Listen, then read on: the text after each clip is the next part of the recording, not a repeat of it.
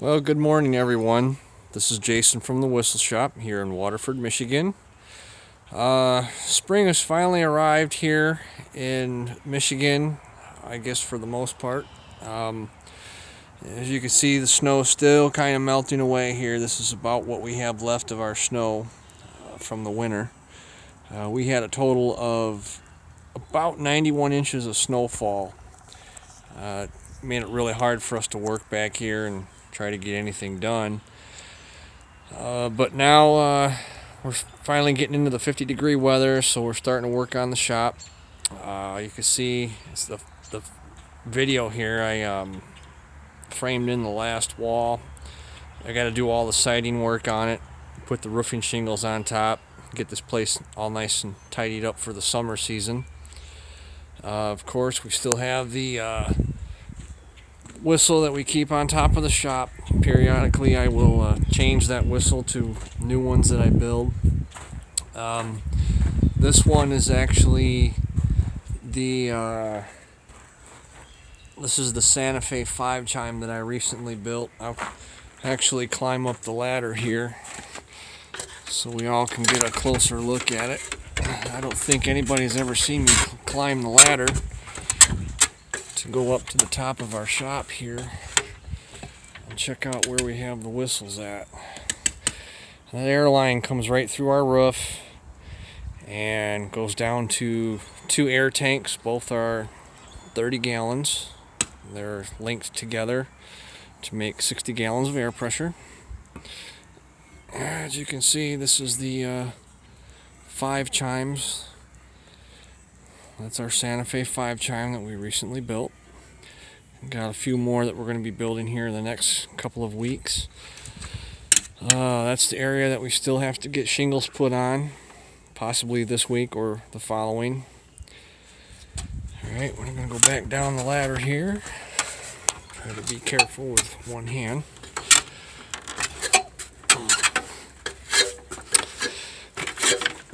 Okay, this section out here, we got plastic up over where the windows are going to be at, but right about this area through here, there may be a possibility of one of the local railroads or someone I know getting a hold of a section of track that I can put out in front of our shop to make it look like an actual train station. The old wood burner that I used to use, all this is going to get dismantled. The cinder blocks will be taken down. They'll be used in other places. Probably halfway through summer is when I'll start putting the model railroad up out here. Definitely want to get our building done first. I got a couple other projects as far as railroad signals and signage that's got to get sandblasted, primed, and painted. One is the switch stand right here. A couple others are some more signals that are inside the shop right now. I'm going to walk over here. This is one of the projects we're going to be working on today. The overhead power lines going to our shop are being put on actual miniature telephone poles, or code line poles as they would have called them. Those are the original glass insulators and the mounting pegs that they would have used. I just supplied the 4x4 post and the cross member up at the top.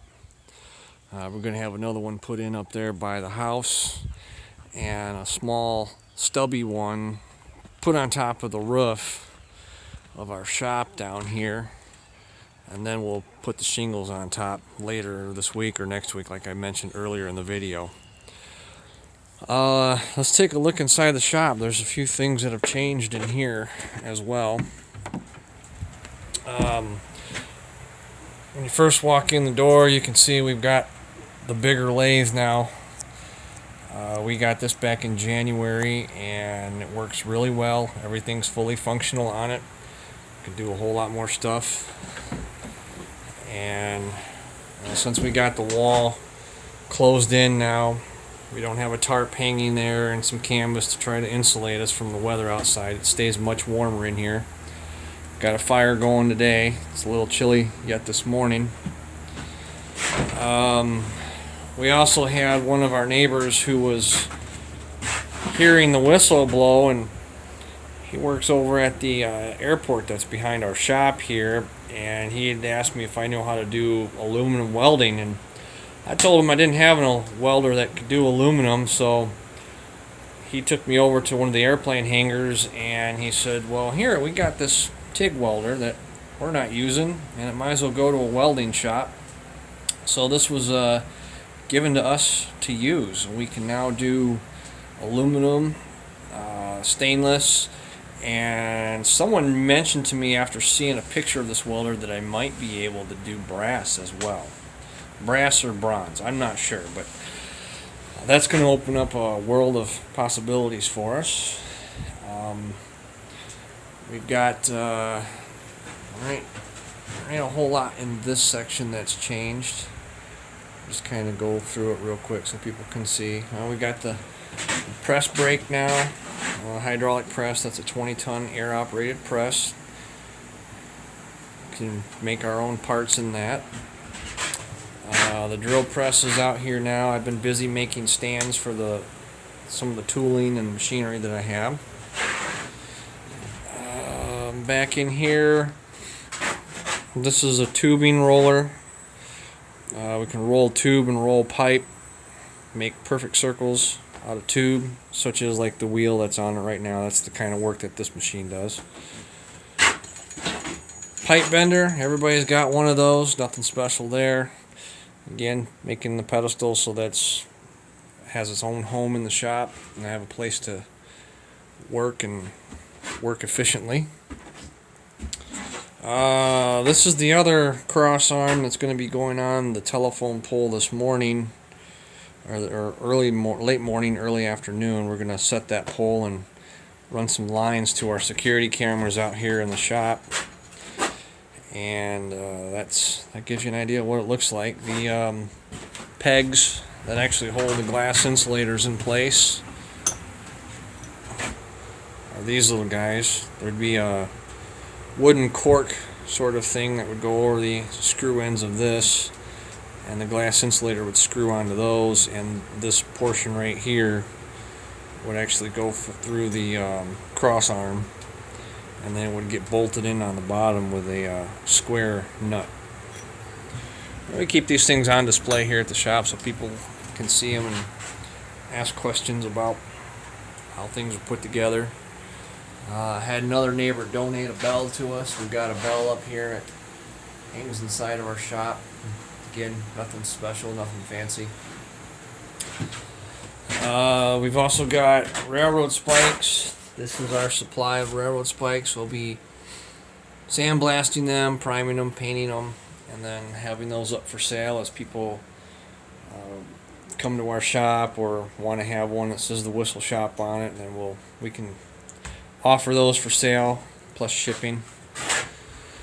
Some of you may have asked why I haven't been able to be part of the big train expo that's coming up here in June. Well, we had plans to be part of that show. I even spoke to the mayor of Owasso, and he really wanted us to be there, and he thought it would be a great idea. And when we got down through the nitty-gritty of it, certain people and decisions that were made and things that were said made the deciding factor of us not going. So if anybody wants to hear whistles during that weekend that the big train show's going on, we'll have our shop open. I'll be here, and we'll let people come in and out, see what we've got going on, see the shop firsthand. We've had people here and seen it, and it's actually bigger in person than what you see on the video here. So we'd like to go to more shows and stuff, but with the negativity that we've had, we just much rather do something on our own here at the shop. We'll still sell whistles, we'll still build whistles. My sales of other projects are up from this time last year, so I'm doing general fabrication work, which is nice. But other than that, this video can give you the first update of what we've got planned here for the shop this coming season. If you have any questions, you all know how to get a hold of me. Our phone number here for the shop will be listed under this video, address and other information as well. You can also email me at steamlover1977@gmail.com. Thanks for watching, everyone. I will try to do more videos as time goes on. Keep it right here. Thanks again.